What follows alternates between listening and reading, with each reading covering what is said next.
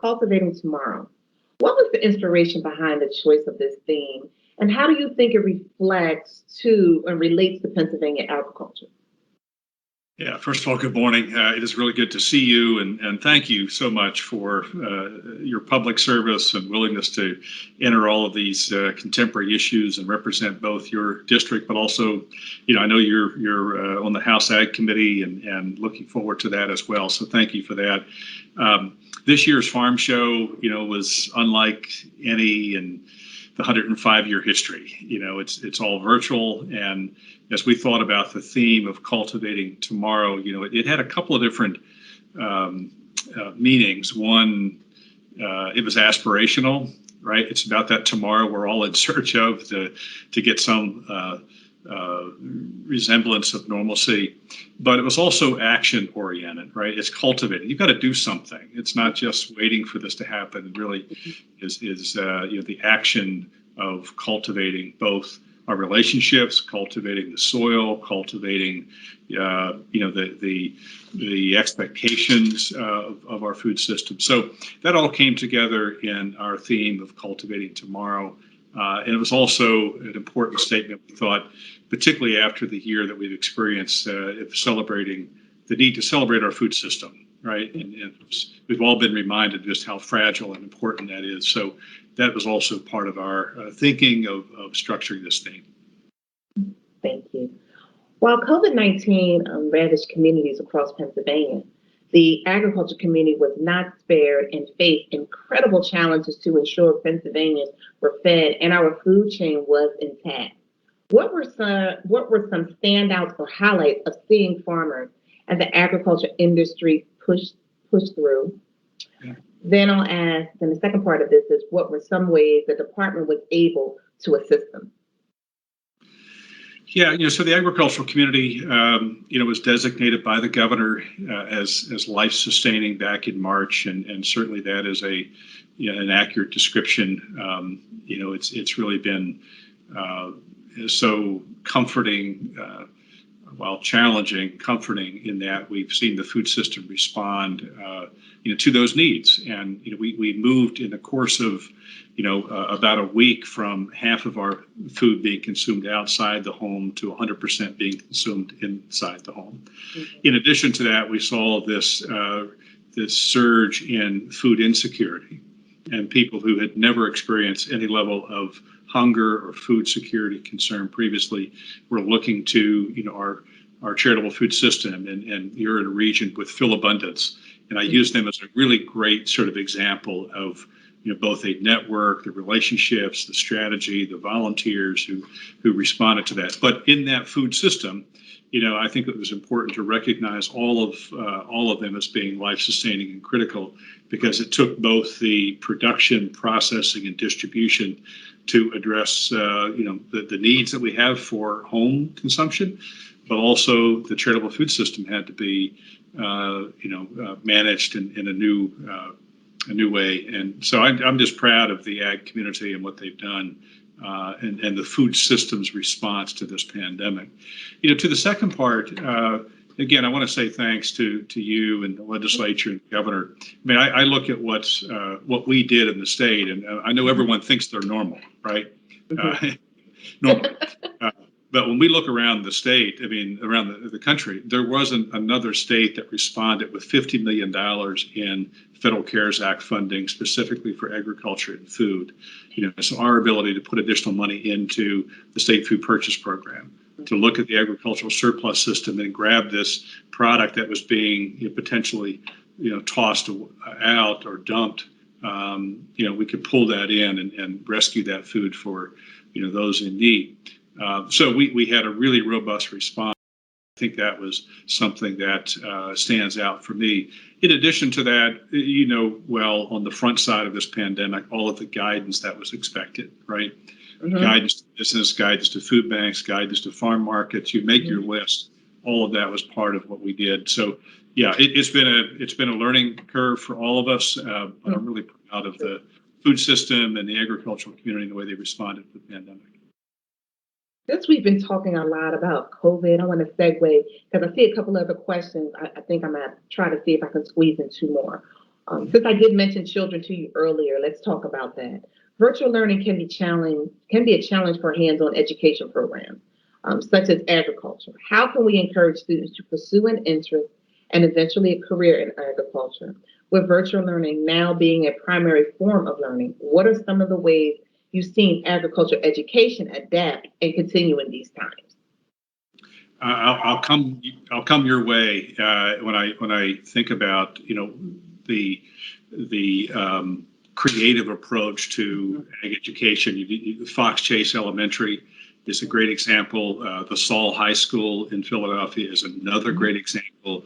I hold them out to say in the Philadelphia school district, as large and complicated as that system is, here are two programs at an elementary level. The Fox Chase case is that they have figured out how to really integrate agriculture into the standards. Use agriculture as a platform to teach science and to teach technology and engineering and math, which I think is a wonderful program and great approach, because they recognize that so many of those students are relating to what's happening in the environment and what's happening in the food system and the quality of life there. In the Saul High School, these are students that have a competitive program, but all of them in that school system interested in food and agriculture and the environment. So it demonstrates for me and many others across the state that, even in our urban centers, there is a deep interest and appreciation for our food system and the importance of that both to our daily lives, but opportunities for careers. And those careers are in conservation, they're in the sciences, they're in the technology side, but also, opportunities in retail and markets and education. So I think it's a really wonderful experience of the last 10 months to remind us of just the importance of ag, but also the opportunities. Part of our theme, again, was to cultivate that tomorrow. That is about cultivating and inspiring somebody to do this job, right? To step in, right? To be both the farmer, to be the retail grocer, to be the butcher, to be the caretaker, and so many things that are out there as part of our workforce today, but we just need to sort of elevate that as part of an opportunity for agriculture, and particularly inspiring youth to look at this as a meaningful and rewarding career path. Okay. I'm going to hold you to that, especially with our children, and make sure that we can invite them to see what you're talking about. And as we segue, this is one of the topics that many individuals in our district of 198 are concerned about. So let's talk about this. Hemp is constantly overshadowed by marijuana in conversations across the state. What is the department doing to help level the playing field and support the production of hemp in the Commonwealth?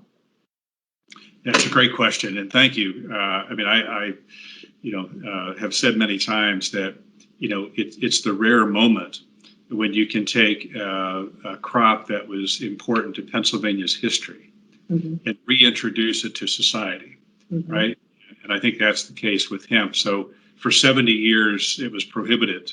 So the lack of research, the lack of markets, the lack of everything that we put into a normal sort of crop development has been absent. So for 4 years now, Pennsylvania took full advantage of the federal authority. We had to pass a state act. We had to structure the program, had to get approval from the USDA, and all of that is working. We've gone from a handful of permits in the first year to now nearly 500 permits in Pennsylvania for industrial hemp. And by the way, that sign-up period for the 2021 growing year is now open through the 1st of April.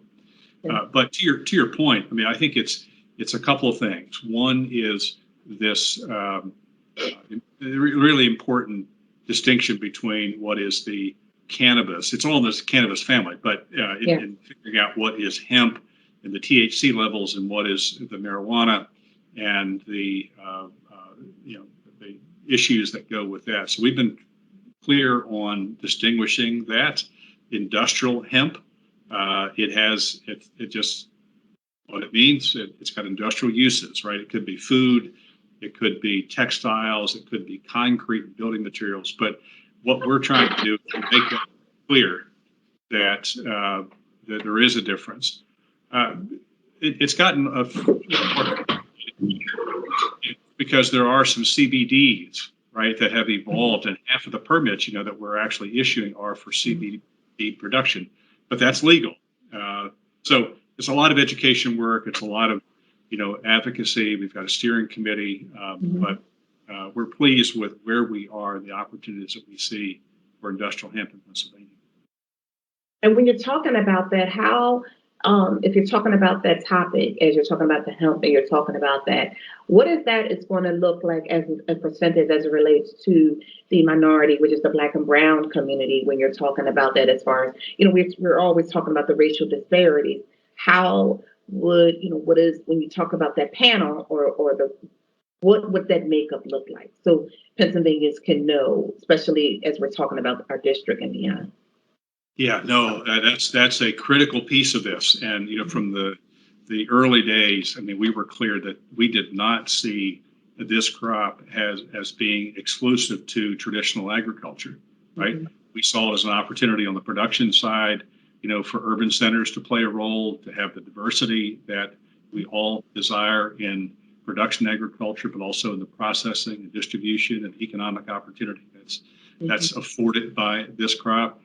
We've tried to be sensitive to that in the permits that we issue and where they're issued, being both in the urban centers and rural. We really see this as an opportunity in the processing side, research as well. So I'm particularly sensitive to it, and I appreciate you raising this, because I don't like the issue of believing that this crop can only be grown by certain people who have historically been engaged in agriculture. This is now an open space, and it ought to be fair and equitable in its treatment, both in terms of benefit, but also an opportunity. I appreciate it, Secretary. I mean, you could talk all day, but I know you got a busy calendar. Yeah, same way. But I think you're on the right committee, for these conversations, and point just in the last few minutes of how dynamic, how challenging, but also the opportunities, and why in this Cultivating Tomorrow theme, there's so much packed inside of it that is in your district and other places across Pennsylvania. So, yeah, thank you, and congratulations again. Look forward to working with you. I thank you, Secretary, for your time, and our district is happy to have someone like you. He basically has not a in the box type of mindset. You're actually thinking strategically out of box to make sure that African Americans and individuals of the Black and Brown community can look at a discussion with you and look at other opportunities as it relates to agriculture and how they can talk about it in their family to live better and be better and grow better. And I appreciate you. Thank you so much. Yeah, you're quite welcome. Thank you.